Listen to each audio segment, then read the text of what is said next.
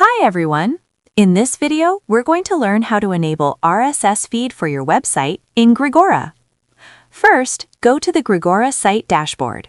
Navigate to Settings and click on SEO. In the SEO settings, you'll find the Enable RSS Feed option. Turn this option on and save your settings. Enabling this ensures your site automatically generates an RSS feed for your content. Next, go to your website editor and click Save and Publish to make the changes live. Publishing is necessary for the feed to become accessible online. After publishing, access your RSS feed by adding /rss.xml to your website URL. Your RSS data will now be available at this location. This file contains the standardized summary of your website's content. You can copy the RSS post XML link from here to view it.